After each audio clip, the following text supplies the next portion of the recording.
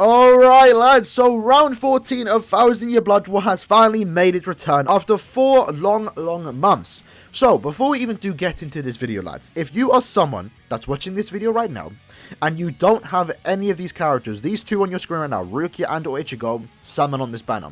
If you're missing Rukia, summon. If you're missing ICHIGO, summon. If you're missing both of them, summon.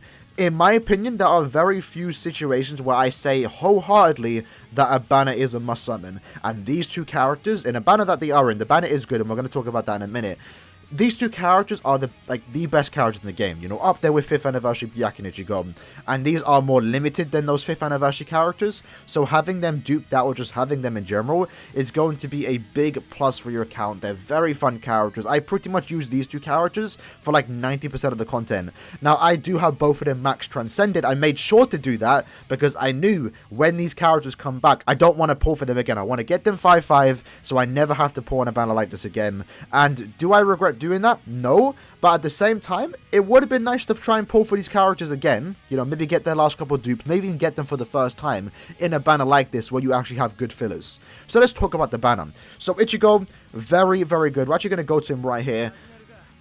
He's great. He's absolutely amazing, right? So he's a Sniper and Captain Killer, which is very good. It means you can use him in GQ. This character does actually have Marauder, and that means it so he is a very good character for GQ as well. You can use him for 3 weeks, right? So he has a juice there. You can use him for 3 weeks. He's a team boost too, so he's boosting your team.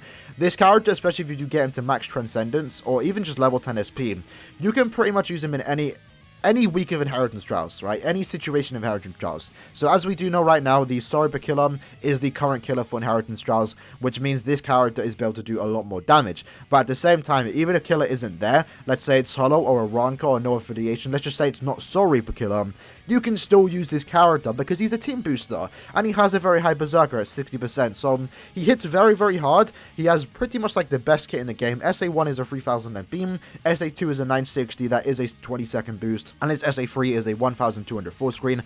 Animations I really like, character model, he has 3 flash steps, he has built-in DR, he has weaken resistance and paralysis resistance, like he's just so good. And then also Bombardment. Now the reason why I do like Bombardment is that it makes it so nuking stages are significantly easier.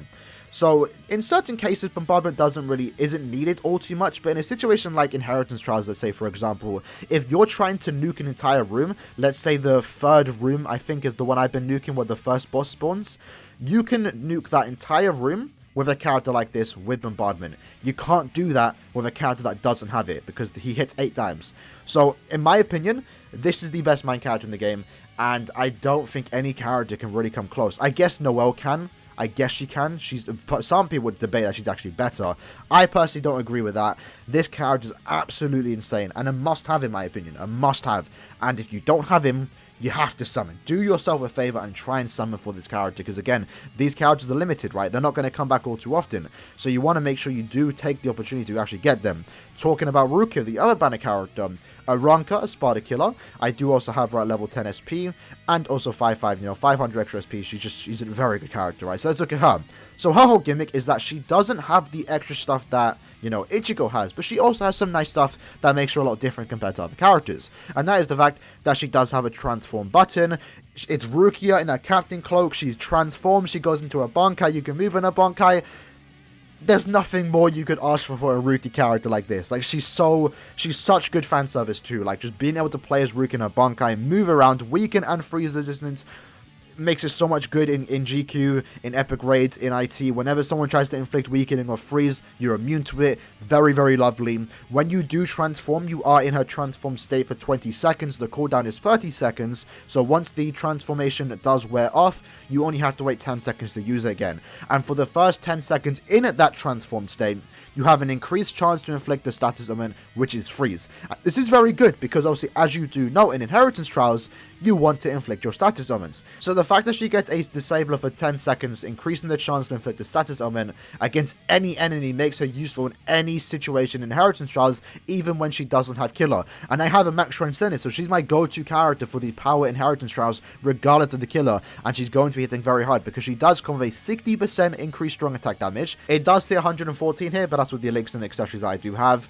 She also does come with stamina recovery, making it so she does actually heal, which is actually pretty nice. And then she also does extra damage to frozen enemies. enemies. So she's actually, again, like one of the best power characters up there. She's definitely comparable to the Ichigo. Ichigo's also up there. And you know what? You could say you don't want to pull for Rukia if you have this character max transcended because he is an Aragi killer. But they both do different things. So I would say having both these characters 5-5 is going to be a must-have, but Rukia, again, is limited. She's a very fun and unique character, you know, the only character in the game right now to have the Bankai mechanic, and that just makes a must-summon in my opinion. So, lads, again, if you don't have these characters, you got to summon. Do yourself a favor and summon. Now, that being said, let's spend the rest of the video talking about the banner. So the banner itself, lucky for us, is that it doesn't have the iffy rates. Now, the rates aren't the best, let's be honest. It is a 4.5% chance to pull a featured character, which is one of these characters right here. Pretty nice selection of filler characters. Yamamoto's great. Aizen's good. Soifon is amazing. Ichibei, pretty good. Oetsu, amazing. Orihime, good. And then Yuha is pretty much a collector's item. He's pretty bad now. I actually saw someone use him in Inheritance Trials the other day. Don't know what you were doing, lad. I don't know why, out of all the characters to use for hard content like Inheritance Trials, that you chose to use Yuha. It makes no sense. Yuha's very bad, just so you are lads aware of that. But it's Yuha. It's kind of nice to play as him, right? Because it's Yuha, right? It does suck. He's so terrible. He's so terrible. He did have a shining light, and that was to be used in GQ. But unfortunately, they nerfed him because of what they did to Bombardment character without Frenzy. So he's very bad. But I do hope sometime in the future that we do get a new Yuha, you know, in the almighty form that stays in that. I think that's going to be very good, and I think it is going to happen eventually. So if you are a Yuha fan, you know, maybe just get him for a collector's item. That's about it. Orihime isn't the best power character out there. She's a pretty nice support. What she does have is weak in defense, so you can double stack it with the bonus abilities, and she's also a pretty good character for this week, or this month of the epic raids with the Noritora, I believe. So she's not bad, but a lot of people would just prefer to use other characters. But, you know, if you do want to play the support character, if you do want to join my, or any kind of co-op lobby and heal them and keep the shield active, that's not a bad option. Like, if someone joins my room with an Orihime, I'm not going to complain. So she's alright. I think you're going to probably use other power characters over her, but she definitely has a use, and she's definitely usable. Oetsu, Flurry, Guard Break. That's basically all there is to say. With a boost that does last 20 seconds that he can stack a lot better because he does have a built-in recharge. He also has the Vortex, very good for GQ, and just very good for any kind of autoing content. So he's also very good. Ichibei, he's a PvP character that can be used in GQ. You can use him in epic raids, and you can also use him in Senkaman. That's where he does shine outside of PvP, where he's meant to be used. But I will say he's mainly countering Noritora, who I guess you'd still find in PvP. He's definitely, you know, he was at one point in time the best PvP character, but he's slowly fallen off because of how OP the invincible characters are, right? So you have, you know, the Jugrim and also the Tsukishima.